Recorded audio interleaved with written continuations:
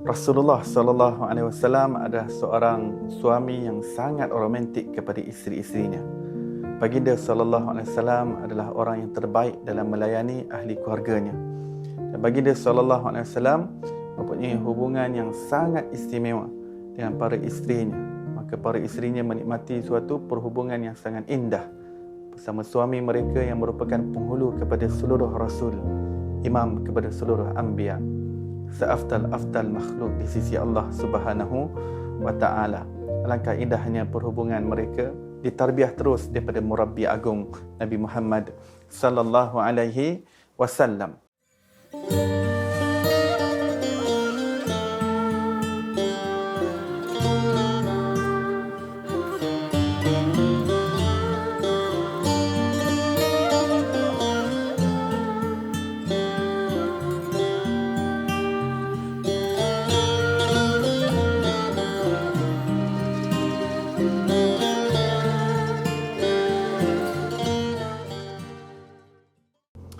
Di dalam hadis kita dapat mengetahui bahawa Nabi SAW adalah seorang suami yang romantik. Baginda SAW sentiasa mementingkan body contact dengan para isteri-isterinya. Dalam beberapa hadis kita dapat tahu Rasulullah SAW sentiasa mengusap, sentiasa membelai para isterinya. Baginda SAW sentiasa menggosok. Kadang Rasulullah SAW apabila ada sesuatu yang mencuit ataupun melucukan ataupun sesuatu yang Rasulullah nak panggil, Rasulullah SAW kadang-kadang Rasulullah akan cubit, seperti mana pernah dalam sebuah haiwan tunggangan Nabi SAW bersama dengan Sayyidina Safiyah radhiyallahu anha. Pada ketika itu Sayyidina Safiyah sudah catching fish, sudah mula mengantuk di atas unta. Maka Nabi SAW mencuit manja isterinya. Dia kata, ngantuk ke? Begitu tanya, sudah ngantuk ke Safiyah? Kita atas tunggangan ni, dicubit peha Safiyah.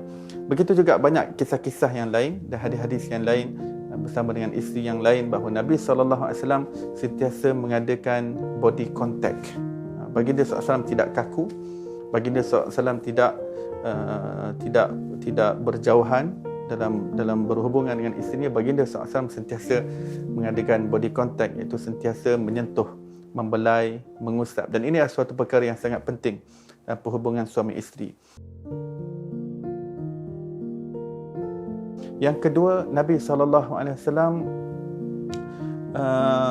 mementingkan quality time bersama dengan para isteri-isterinya. Walaupun baginda adalah orang yang sangat sibuk dengan urusan dakwah, baginda adalah penutup kenabian, Nabi yang terakhir. Bayangkan jumlah dakwah yang perlu diberikan oleh Nabi SAW, kerana perutusan Rasulullah itu berlangsung sehingga hari kiamat.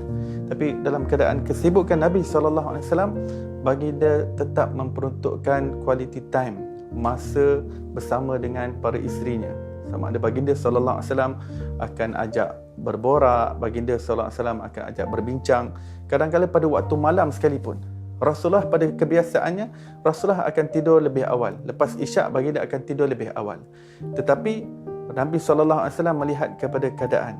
Jika beliau melihat bahawa para isterinya perlu diajak berbicara, maka baginda SAW akan ajak bicara. Dan bicara itu adalah, kalau kita perhatikan hadis yang diriwayatkan oleh Imam Tirmizi dan Syama'il Muhammadiyah, bahawa kisah-kisah itu adalah kisah-kisah yang nampak macam biasa, ya. Kisah-kisah, kerana Nabi SAW cerita tentang makhluk halus, kerana orang Arab suka cerita misteri. Nabi SAW bawa cerita tentang orang pernah disembunyikan oleh orang bunian dan sebagainya. Kemudian dia kembali bersama dengan manusia, dia ceritakan pengalaman-pengalaman dia, apa yang berlaku ketika dia diculik oleh orang bunian. Nama orang diculik tersebut dalam hadis namanya Al-Khurafah. Ya. Kemudian kadang-kadang Nabi SAW menceritakan berkenaan dengan, kononnya dahulu ada 11 perempuan yang berjumpa, mereka bercerita antara satu sama lain, mereka semua berjanji nak ceritakan bagaimana sifat suami mereka masing-masing. Dan Rasulullah ceritakan, walaupun kita tak tahu kisah itu sejauh mana kisah itu benar-benar berlaku pada masa silam, tetapi Rasulullah menceritakannya sebagai suatu bahan untuk nak diajak borak bersama dengan isteri. Kita nampak perkara itu mandin. Tapi inilah yang kita dapat contohi. Kalau isteri kita suka cerita pasal ikan, kita cerita pasal ikan. Kalau dia suka cerita pasal resepi, kita bawa pasal resepi. Kalau dia suka cerita pasal pakaian, kita cerita pasal pakaian. Begitu Rasulullah SAW melihat apakah tajuk yang disukai oleh para isteri. Dan bagi dia akan ajak berbicara. Ya. Hatta pada waktu malam, bagi dia akan bersembang. Kerana itu ada tajuk bab khusus dalam Syama'il Tirmizi, bahawa bab yang menerangkan berkenaan dengan perbualan malam antara Rasulullah dengan isteri-isterinya. Dan baginda SAW kadang-kala pada ketika yang tertentu, baginda SAW akan ajak isteri-isterinya secara berasingan, akan ajak makan di luar. Ya, subhanallah. Secara ajak makan di luar, maksudnya Rasulullah SAW akan pilih suatu tempat mana para sahabat yang mempunyai kebun yang baik dan sebagainya untuk piknik di dalamnya, berkelah, dan kemudian makan di situ. Jadi baginda sallallahu alaihi wasallam mengatakan, nanti kita makan luar, kita jangan hari ni kita tak perlu nak fikir nak masak ke dan sebagainya. Rasul akan ajak para isterinya secara berasingan untuk makan di tempat-tempat yang tertentu. Macam orang zaman sekarang bawa makan luar dan sebagainya. Ya, Rasulullah memperuntukkan quality time begitu bersama dengan para isterinya. Dan kadang-kadang baginda SAW juga bercuti, mengambil percutian tersebut untuk, walaupun baginda SAW nak pergi berdakwah, tapi baginda akan ambil masa tertentu untuk nak berehat bersama dengan isteri-isteri baginda SAW.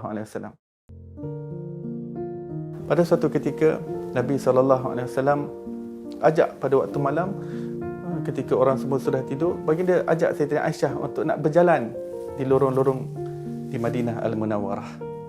Hanya tidak ada destinasi tertentu. Baginda hanya nak jalan sahaja, nak jalan malam bersama dengan isterinya. Ini namanya quality time. Dan baginda sallallahu alaihi wasallam adalah seorang yang sweet talker. Baginda sentiasa mengeluarkan kata-kata yang manis, kata-kata yang indah. Baginda cepat mengalah. Baginda tak cepat melenting dan panas baran dengan perkara-perkara dan tindakan daripada isterinya. Baginda cepat memaafkan, dan baginda cepat senyum pada isteri baginda sallallahu alaihi wasallam, dan baginda banyak bersenda gurau dengan isteri baginda sallallahu alaihi wasallam. Dan baginda sentiasa menghidupkan suasana yang harmoni, suasana yang ceria, suasana yang gembira. Baginda sentiasa menceritakan perkara-perkara yang lucu. Kadang-kadang baginda sallallahu alaihi wasallam duduk, baginda sallallahu alaihi wasallam akan berseluruh bersama dengan isteri supaya menimbulkan suatu keadaan yang menggembirakan, yang menceriakan. Kadang-kala seseorang yang tidak memiliki akhlak ini, apabila dia masuk dalam rumah, maka yang semua berkeliaran, lari. Dia seolah-olah seekor singa sedang masuk dalam rumah. Ya? Tapi Rasulullah SAW bukan sedemikian. Sayyidatina Aisyah mengatakan, Rasulullah tidak membentuk masuk saja suatu perasaan takut dan gerun. Kerana baginda SAW sangat hebat layanannya kepada ahli keluarganya, dan ahli keluarganya sentiasa merasa gembira dengan kehadiran Nabi SAW di dalam rumah. Mudah-mudahan kita semua mendapat contoh yang terbaik daripada Rasulullah SAW. Allah jadikan kita sebagai suami yang romantik seperti mana yang diajar oleh Rasulullah SAW, dan moga Allah kurniakan kita suami yang romantik sebagaimana yang ditunjukkan oleh Nabi Muhammad sallallahu alaihi wasallam.